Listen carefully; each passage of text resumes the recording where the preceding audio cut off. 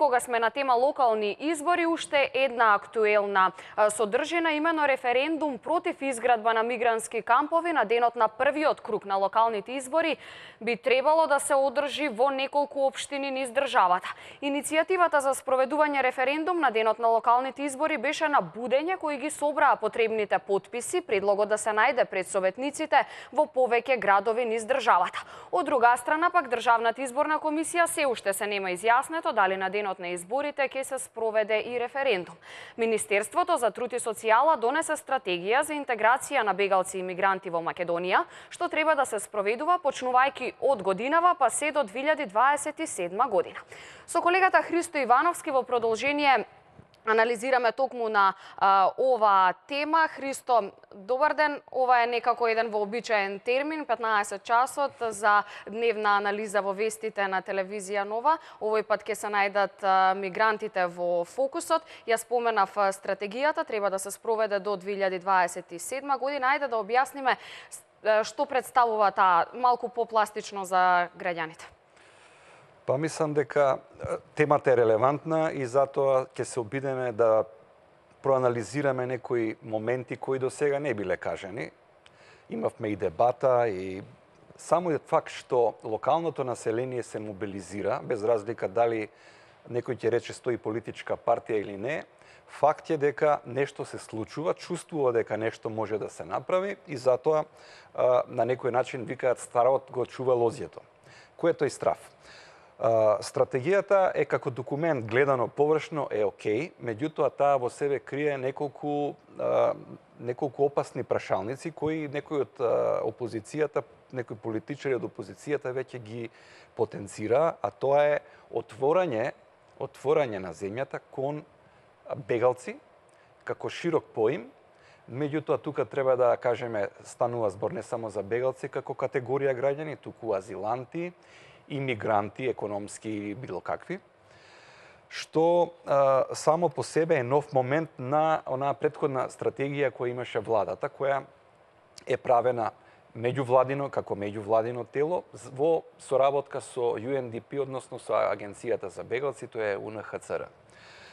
Овде имаме, по мое, еден несреќен микс, односно мешавина на две многу важни области за секоја држава, а тоа е стратегија за бегалци, како ќе го примениме хуманитарното право.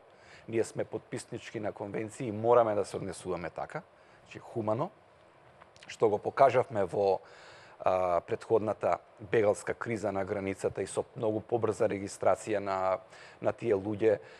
Го сменивме законот за азил, сега за 72 часа ги решаваме тие проблеми, имаме прифатни центри во Висбегово и на Газибава.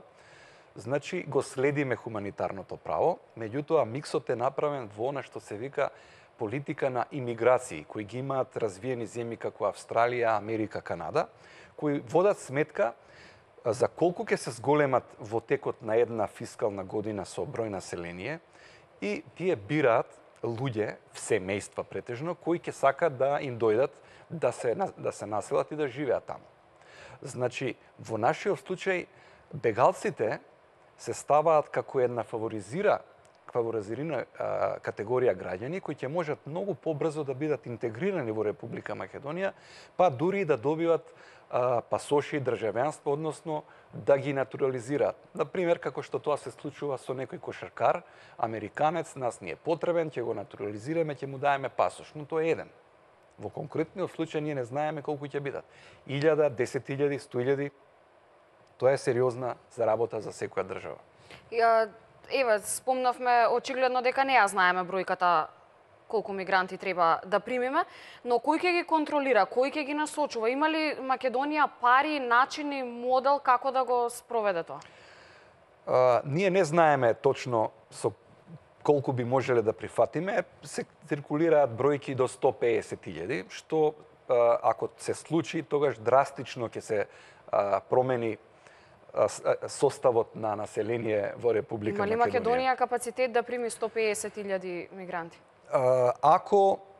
Ако има една стратегија на 10 години да се населуваат мигранти, тогаш ќе се најдат ќе се најдат празни простори во Република Македонија. Има многу празни простори, напуштени села и така натаму, но ние гледаме дека не станува збор за населување на празни простори, туку искористување на потенцијали кои веќе ги имаат општините. Например, спортска сала, училиште кое е полупразно или некои такви објекти на кои државата вели, окей, ќе локалните самоуправи ќе им ги дадат на бегалците. Бегалците ќе можат да работат, значи ќе им се овозможи такво нешто, да се вклучат во на локалниот пазар и така натаму, децата да учат школа, практично вие ги ставате во општествениот систем и многу брзо ги интегрирате. Велат ќе учат на македонски јазик, јас не знам дали имаме доволно наставници и ресурси за тоа да го постигнеме за една цифра, да речеме од некои 10.000 луѓето, семејства кои ќе треба да учат на македонски јазик, па другото прашање е што со тие што ќе се населат во општините каде што живеат доминантно албанско население. Таму не е спомнато или јас не сум го видел. Дали тие ќе учат на албански јазик? Значи тоа е прашање што еве сега јас го поставувам во оваа анализа. Што во тие средини? Значи тоа се прашања кои остануваат отворени и кои се рискантни за земјата. Вие не можете за 10 години драстично да го промените етничкиот состав на земјата, односно бројот на населението. Тоа сепак мора да бидат контролирани процеси. Од друга страна не знаеме колку мигранти или бегалци ќе ни се вратат од земјите на Европската унија, кои не успеале да добијат азил. Значи азиланти, тие ќе мора да се вратат со договорот со Турција, ќе мора да и се вратат на Грција, па Грција од таму да ги дистрибуира назад. Турција, постои таква можност. Тоа е така. Ние наскоро ќе го видиме тоа. Можеби во овој прв период ние нема да видиме враќање на мигранти од Германија, можеби ќе одат со преку воздушна линија директно Германија Атина, но може да ни се случи наскоро тоа да го видиме од обратна насока, да ни се враќаат од Европа назад. Да споменеме дека и министерот за надворешни Димитров имаше една изјава за Дојче Веле. Тој вели дека Македонија може да прима бегалци, но дури откако ќе стане членка на Европската унија. Па јас мислам дека новинарот на Дојче Веле конкретно прашањето го постави токму мислејќи на оваа стратегија. Но министерот Димитров вешто го ескивираше тоа и кажа за нешто што би било кога би било. Значи, кога Македонија би станала членка, ние сакаме, во тој случај ние сме желни, имаме волја, политичка волја да делиме товарот на Европа. Буквално рече дека ние сакаме да го делиме товарот на Европа. Но Европа не го дели товарот. Знаете, во Европа има некаде околу, мислам дека се околу 100.000 азиланти, баратели на азил, кои требаше да се дистрибуираат по некоја нивна формула низ членките, 28-те членки на Европската унија. Хрватска мислам дека требаше да приме меѓу 800.000. Полска, Унгарија, Словачка и така натаму, тие не сакаат да примат ниту еден. Значи, 3 години од кога е уствоена таа стратегија и тој план, Европска унија не може да ги дистрибуира тие околу 90.000. Плюс има различни бегалци, мигранти, азиланти и така натаму од Африка. Од Грција што дојдоа, од Медитеранот, од Балканска род, над 1 милион. Тоа се над 1 милион. Што ќе прави Европа со тие? Во Европа трендот е сега да се затвараат вратите за бегалците. Европа дига зидови. Европа не притисна и ние да кренеме зид на границата кон Грција. Така што, навистина, влегуваме во една, не знам... Во однос на ова, денеска има една интересна изјава на британскиот премиер поранешен Тони Блер. Вели дека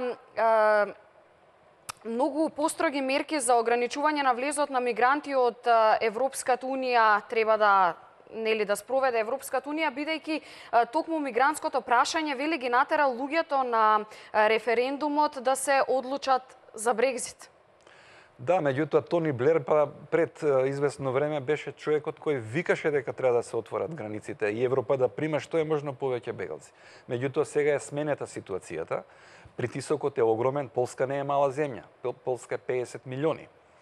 Потоа тука е Унгарија, тука е Словачка, значи еден блок централноевропски земји плюс Австрија велат не, тоа се стопира. Вие не можете сега да наоѓате канали преку ноќ за да ги да им давате проток на бегалците кои може да ви станат безбедносен ризик ако останат во подрачје како например што е Кале.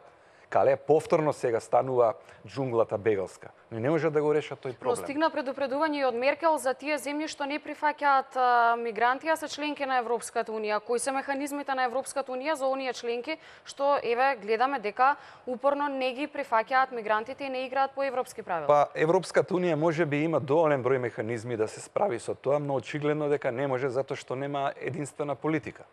Ако една Германија има сили, а ние го копираме на некој начин во оваа стратегија моделот на Германија да ги привлекуваме бегалците и да ги интегрираме во општеството, затоа што ни треба работна сила. Да, на Македонија треба работна сила, но Германија има потреба од работна сила. Германија отвара работни места и може тоа да го плати, а може веројатно и безбедносно да го издржи. За Македонија не знам. Ние имаме проблем овде со вработување.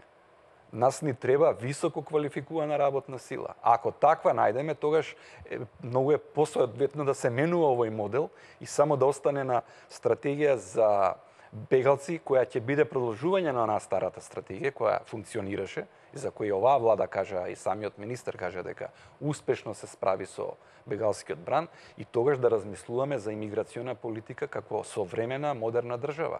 Тоа е веќе сосема друг концепт.